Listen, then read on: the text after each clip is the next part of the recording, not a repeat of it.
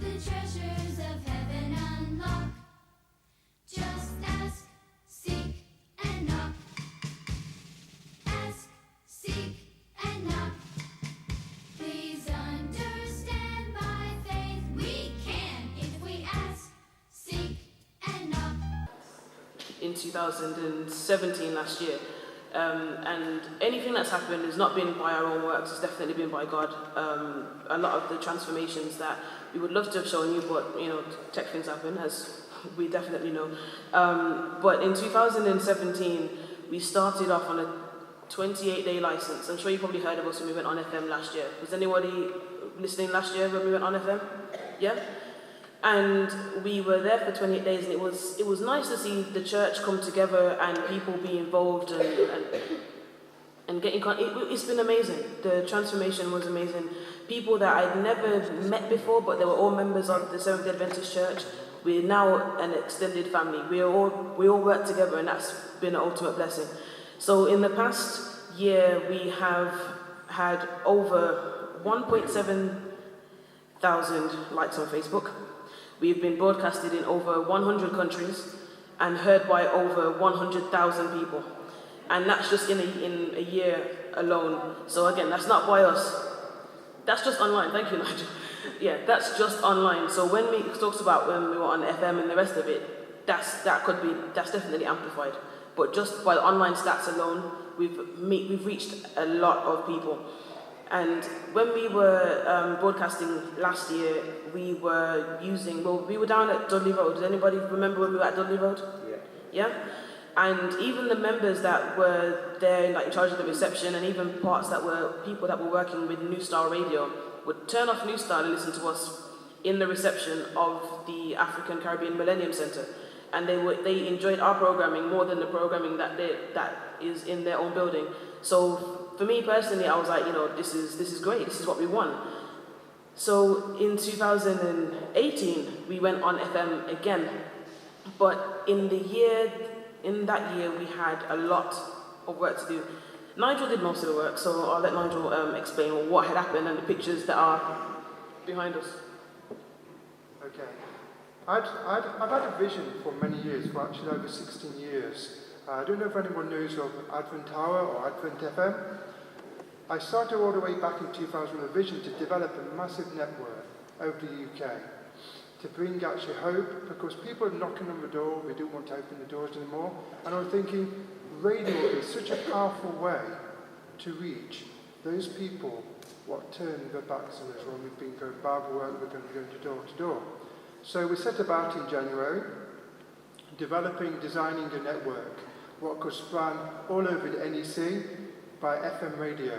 So we took a pot with that, and if you can see now behind, you can probably see the studios, what we installed. We've got 3 studios, one's in Nottingham, that's the headquarters in the NEC, and that's what we call the hub. Everything connects to that, and from that control centre, it transmits to 7 different transmitter sites throughout the NEC, from Middlesbrough to Leeds to Sheffield to Preston to Manchester to Birmingham and Nottingham itself. And we've had such amazing reports with people driving on the M1 requesting Bible studies. Just picked us up at random. Amen. And that's amazing, isn't it? And that person this day is still having Bible studies. And it just shows actually that we've got tools. God has given us such an amazing gift to broadcasting radio. We have no idea how long this is going to last. Ofcom might change the rules in the future and say that no Christians are allowed on the radio. But at this time we are allowed to have our own radio station, our own denomination, Adventist Church we're allowed.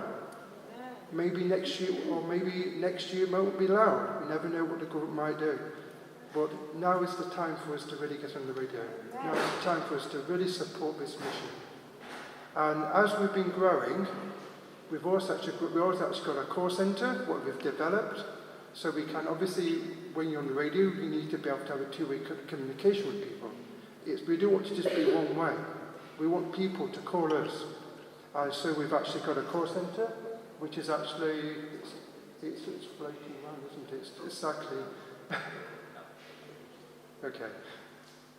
So, as you can see behind now, this is actually where we've been installing. It's circling too quick. Why is it doing that? I'm not doing anything. Okay. As you can see anyway, you could see actually climbing up, we had to install 7 different transmitters around the country. It was only within 2 months. Because our deadline was to go live in April 2018. And in January, we still didn't have the money. And by February, I think by the end of February, and we were starting to install. By the end of March, we're still climbing up the steeper in Preston and in Sheffield, trying to install these dipoles and get the transmitters out. And we did go live in time, praise God. Amen.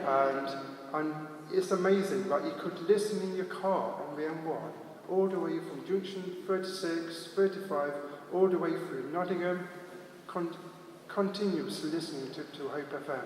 And the feedback what we've had is amazing. I'm going to let Shlomi talk a bit more about that.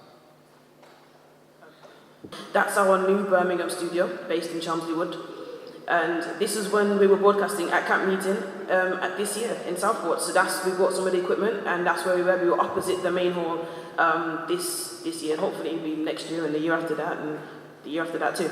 So it's been amazing, the transformation that we've seen from going from one place, just stationary in Birmingham, to being across 3 different studios representing the one radio station, one denomination with one message.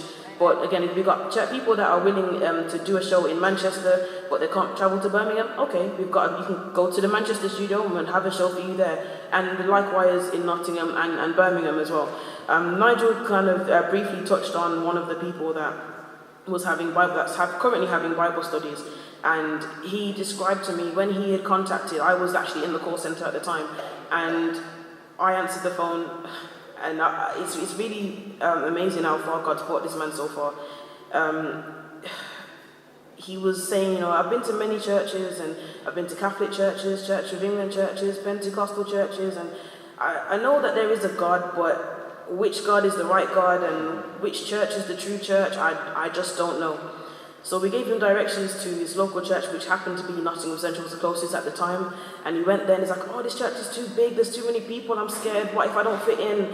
And I said, listen, okay, would you rather have Bible studies instead? And he's like, okay, I can do that.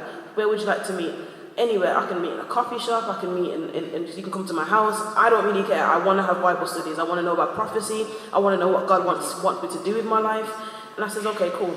So in the end, it took us a while, but we were able to get someone to work with him. And, he was on the verge of joining Freemasonry.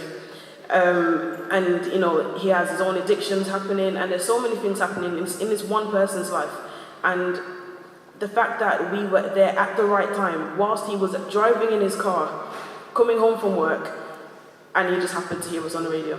And now that has just started for his part of his journey. It's amazing how far God's brought him, but he's definitely not out of the end of the tunnel yet. And we're asking for continuous prayers, not only for him and the people that he's doing Bible studies with, but for the whole mission itself.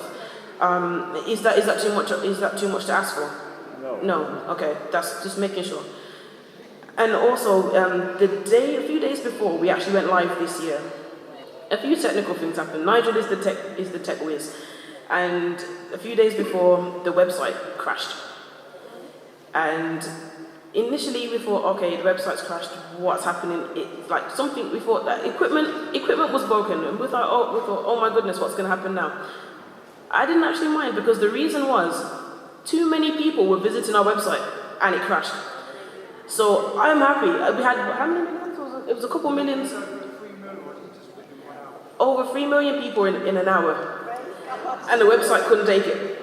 And it pretty much crashed. So we had to actually build, with my IT background, I had to actually drive all the way to London to a data centre to install 2 servers within that day and drive back at 5 o'clock in the morning so we could have our FM website operational. Because we was using another hosting company, never use our hosting company, you have to do something professional, but you've got to have the hardware yourself. Because you rely on a third party, they can switch you off. We can't switch us off because it's our equipment. Amen. So, next day, it was operational, we haven't been down since.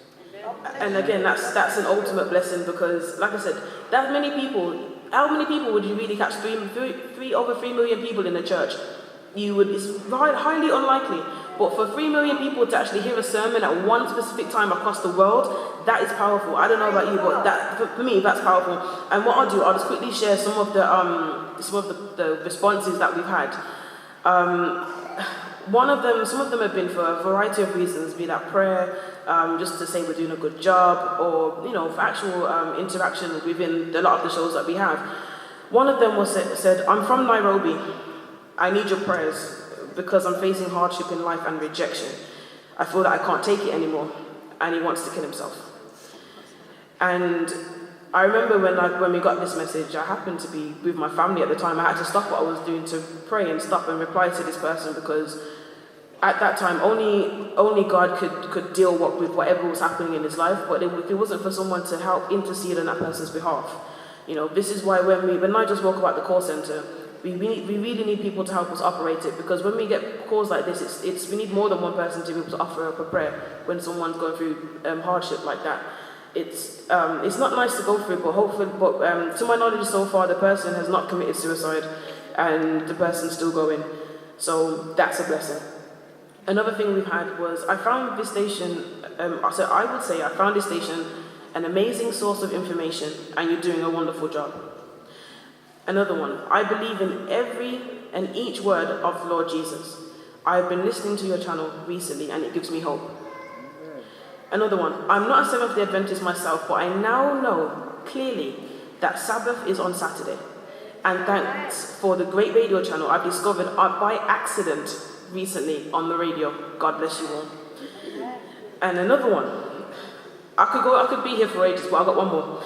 I'm from an Islamic background, and I've seen the evidence that Jesus is really the straight way to heaven. Amen. There are 23 Muslims that listen every Saturday between 2 and 4 p.m.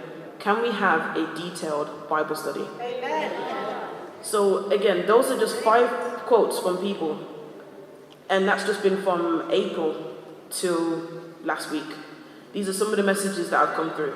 And it's phenomenal to know that just from one person talking through a microphone to thousands of people can be very beneficial. Because you never know where someone is in their own spiritual journey. And some people are like, I can do a Bible study with one person or with 2 people. But having a Bible study for 1 hour in front of a microphone, you can broadcast it to thousands of people. And a lot of people, we're living in a digital age where you can get the Bible on your phone, on your tablet, you can just Google, and you can find a Bible quote. And someone's like, this is interesting. I don't have a Bible, but let me just go and see what Google has to offer. I can download one really quickly, and they too can join the Bible study. And then again, get closer to Jesus, and that's the aim of what we're trying to do. So I say that to say this. We need your help to continue. A lot of help. Not only via prayers, but also via finances, and also your physical help. If you're willing to, even if you want to be a presenter and you never thought you could, listen, we can train you up. Last year there was, I don't know if you listened to one of the Bible study programs happen on a Tuesday with one of our presenters, Viv. A year ago, she would sit there with a script and read it word for word and would not lift her eyes up from the paper. And now, she has a few notes and a Bible. That's it. She'll go there and she's like, I think I could do a 2-hour Bible study, Bearing in mind, a year ago, she wasn't really prepared to do that. And now she's confident enough to say, I don't need a script. I just need my Bible and the content that I'm going to be talking about today. And, there's been so many other people that have had a journey like that, and people that are being trained up and that are currently going through that as well. So it's never too late to start to be a presenter. If you want to be a presenter, just let either myself or Nigel know. Or even if you want to be a call center operative. Basically, if people call and say, I need prayer, or I really enjoyed that show, or I've got a question to ask a pastor or whoever is on there, you can do that as well. We really need the members of our church to help us and get behind us. Because like Nigel said, we don't know how long we've got to use this digital medium. And it could be a matter of maybe, a year or 2 years or even 10 years from now, when we can say, okay, religious radio, you're done, that's it. If it's not commercial, it's not happening. But we have the opportunity now, and we'll be stupid not to use it. And also we need people that can help us work on the ground. Because let's say someone that says, I would like a packet or a Bible study pack. and you send it in the mail, you don't know if they actually get it. You don't know what's happening in the household, if let's say their husband is like, you're not being a Christian, or the Bible's a whole bunch of garbage, but they are really interested. If you hand it to them in their hands, you know that they've got it, and you can make that first contact, and you can follow up, you know where they live, so that you meet them, they say, oh, come on, let's have a cup of tea, I really want to know what you've got to say, can you help me with the first Bible study? We can actually be that person rather than just sending it in the post and hoping that the Royal Mail will do their job. So, we have so many members in the church, and it's always good to work together as one unit to get the job done. Yeah. One thing regarding the mission for Hope FM, the radio it opens the door. Now we need to be there when we open that door. We need to be able to commit ourselves to be trained to be Bible workers, to go out there, to do follow-up. It's like, we've actually entrusted the people, now we need people to follow those contacts up. But I don't want to be posting them, but it's a one-way street. I want to knock on that person's door and say, here's the study, here's the gift, what you got from our prize. I'll see you next week to see how you're getting on. This might turn into in-house Bible study, it may even turn into a baptism. We need you. It's total member involvement. Amen. And that's what we need to be aiming for. It's not just about prayer, it's your physical time, what we need. Whether or not it's editing the program, we've got some technical background regarding editing, or even if you can give a Bible study, we need you, honestly we do. And another thing as well is, you might think 7 transmitters is a lot, but we actually are going to be expanding. Hopefully with your prayers and your financial support, we want to be on DAB Plus, which is the newer technology from DAB.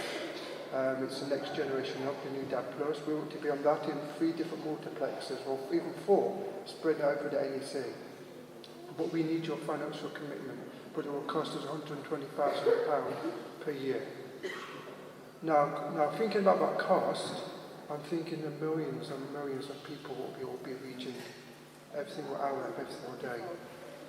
It's well worth it. I mean, we pray that you'll be able to, in some way, help us. And like Nigel said, it's important that once we've got that one foot in the door, that we continue and maintain it.